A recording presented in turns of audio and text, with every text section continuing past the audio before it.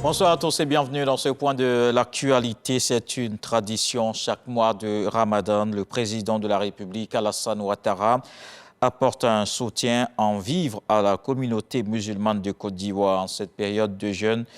Ce mardi, son conseiller spécial chargé des cultes était au siège du COSIM à Bingerville. Il s'agit d'une centaine de tonnes de riz et de sucre destinés aux guides, aux mosquées et associations islamiques. Une délégation de parlementaires autrichiens séjourne en ce moment en Côte d'Ivoire. Elle a effectué une séance de travail avec les sénateurs ivoiriens au siège de l'institution à Yamoussoukro. Au centre des travaux, l'approfondissement des relations parlementaires avec la Côte d'Ivoire. La présidente du Sénat, Kandia Kamisoko Kamara, a présenté l'état de la nation, un pays en paix et qui poursuit son développement. Le ministre au gouverneur du district d'Abidjan, Ibrahim Cissé Bakongo, rencontre les maires. Ils ont fait le point des mesures et les dispositions prises dans le cadre de l'opération d'assainissement. On en parle avec Godefroy Okambawa. Cette rencontre dans la commune de Trècheville s'inscrit dans le cadre du comité permanent de concertation adopté par les maires et le ministre-gouverneur du district autonome d'Abidjan. Pour cette première qui se veut tournante, les échanges ont permis de faire le point sur les mesures et dispositions prises à l'approche de la saison pluvieuse. Monsieur le Président de la République, Monsieur le Premier ministre du gouvernement ont décidé que cette année, la saison de pluie fasse le moins de dégâts possible, surtout qu'il n'y ait pas de victimes humaines. Et les maires travaillent dans ce sens. Monsieur le ministre, le gouverneur et le conseil du district travaillent également dans ce sens. Mais il était important pour nous d'harmoniser nos actions dans l'engagement que le président de la République et le gouvernement ont pris de faire de la ville d'Abidjan une cité assainie, une cité où on élimine les points à risque, à haut risque et des mesures à prendre pour le soulagement des populations impactées. Le ministre-gouverneur du district autonome d'Abidjan, Cissé Bakongo, salue l'engagement des maires à œuvrer pour le bien-être des populations.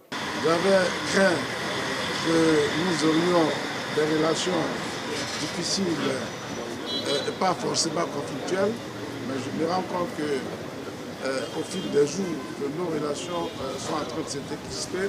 Les quelques zones d'ombre qui existaient, nous les avons clarifiées.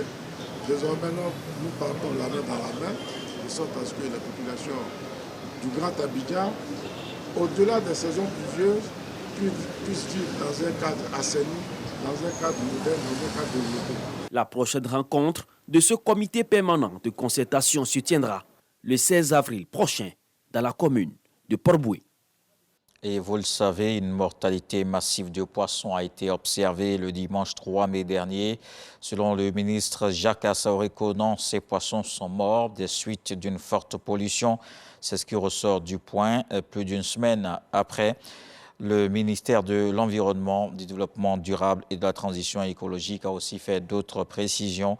Sur 2,7 tonnes de poissons, 2,6 ont été collectés, soit 96%. Dans le reste de l'actualité au Rwanda, le procureur français chargé des dossiers des présumés génocidaires s'est rendu à Kigali. Jean-François Ricard est aussi procureur à la tête du parquet antiterroriste français, également en charge des crimes contre l'humanité. L'objectif est de marquer la coopération entre les autorités des deux pays, qui s'est accentuée ces dernières semaines, et d'accélérer les procès en France. Au total, en France, 7 hommes ont jusqu'à présent été condamnés pour leur rôle dans le génocide des Tutsis au Rwanda. Les associations de survivants dénoncent des procédures trop lentes, alors que selon eux, une centaine de personnes impliquées dans les massacres sont encore présentes dans l'Hexagone. En Haïti, pour terminer, le Premier ministre Ariel Henry a démissionné. Un départ annoncé lors d'une réunion d'urgence des pays de la communauté des Caraïbes et des représentants de l'ONU. Le pays est en proie à un cycle de violence lié aux gangs qui réclamaient son retrait, tout comme une partie de la population. Il avait été nommé il y a 3 ans par le président Jovenel Moïse, 2 jours avant l'assassinat de ce dernier. Une crise de gouvernance s'est intensifiée ces derniers jours. Le Kenya a décidé de suspendre l'envoi prévu de policiers en Haïti dans le cadre d'une mission internationale soutenue par l'ONU. Et on se retrouve à 20h pour la grande édition. À suivre tout de suite les infos régionales.